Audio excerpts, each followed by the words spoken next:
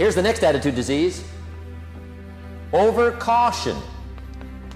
Some people never will have much. They're too cautious. Now, you can also be too reckless, but you can also be too cautious. This is called the timid approach to life. And my caution was always the risk. Risk used to drive me right up the wall. I used to say, what if this happens? It's called the language of the poor. What if this happens? And on top of that, if this was to happen, look at the fix I'd be in. I better not try. I could always ace myself out. Then I'll tell you what changed my whole life when I finally discovered it's all risky. The minute you were born, it got risky. If you think trying is risky, wait till they hand you the bill for not trying. If you think investing is risky, wait till you get the tab for not investing. See, it's all risky. Getting married is risky. Having children is risky. Going into business is risky. Investing your money is risky. It's all risky. I'll tell you how risky life is. You're not going to get out alive. That's risky. The Englishman says, well, if that's the way it's going to work out, let's give it a go. Right, that's what it's for. Give it a go. Somebody says, yeah, but I'm looking for safety and security. Fine, then huddle in a corner. We'll cover you with a sheet, bring you 3 meals a day. And we'll protect you, feed you, look after you, care for you. We won't let anything happen to you. And you'll probably live to be 100. The guy said, well, yeah, I'd live to be 100. But what a way to live. Right. What a way to live safe and secure.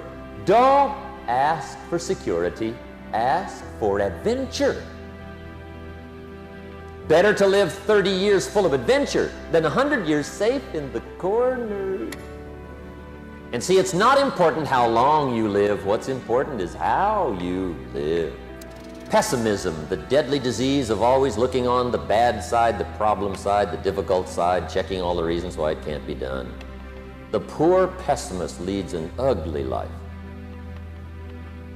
He doesn't try to figure out what's right. He tries to figure out what's wrong. He doesn't look for virtue. He looks for faults. And when he finds them, he's delighted. How ugly. This is the poor guy who looks through the window, doesn't see the sunset. He sees the specks on the window. And this is the poor guy, right, who rushes up, takes such leave of his senses. This guy rushes up and he says, I've got 5 good reasons why it won't work. He's so dumb he doesn't know all he needs 1. He's got 5. To the pessimist, the glass is always half empty. To the optimist, the glass is half full. Why would the same measure affect people 2 different ways? Answer: it all depends on how you look at it.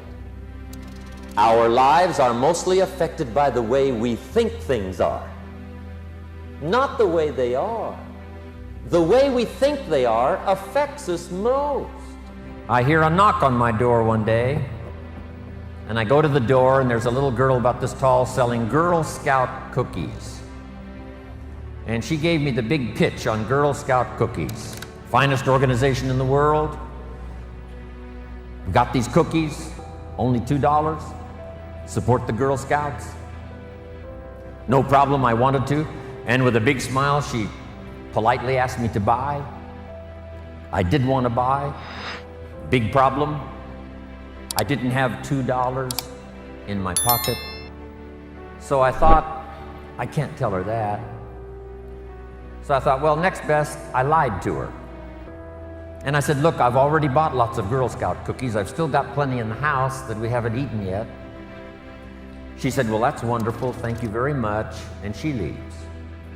When she leaves, I say to myself, I don't want to live like this anymore. I mean, how low can you get lying to a Girl Scout? I mean, that's as low as it gets. So I promised myself that day it would never happen again. The first essence of life, and that is self-preservation, to produce enough to take care of yourself. The instructions given right to the couple that left the Garden of Eden. One was to multiply. It's a lonely place with only 2 people. But here were the next instructions: to be fruitful. How fruitful, how productive should one be? And here's number 1, to produce enough to survive, to produce enough to take care of yourself. And self-care is important. If you're flying on an airplane, the flight attendant says if for some reason we run out of oxygen, these oxygen masks will fall from the ceiling, and if you have children with you, quickly take care of them, then take care of yourself. No. They say what? Put your mask on first. Put your mask on first. See to your survival first. Then you'll be more capable of taking care of the survival of your children. Isn't that interesting? My father had an interesting saying. He said, son, right after me, you come first. You got to be careful. See, it doesn't matter who hands you the bad stuff. It doesn't matter where you get the bad stuff. It'll still do its damage on your bank account, wherever you get it. Mr. Schoaf gave me one of the greatest phrases when I first met him when he said, Jim, every day stand guard at the door of your mind. How important. Stand guard at the door of your mind.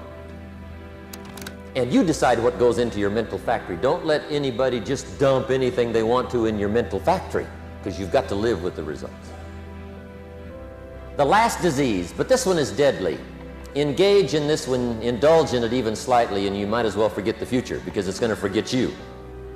Complaining, crying, whining, griping. A Bible word called murmuring. See, that'll ace your future. Spend 5 minutes complaining, and you have wasted 5. And you may have begun what's known as economic cancer of the bone.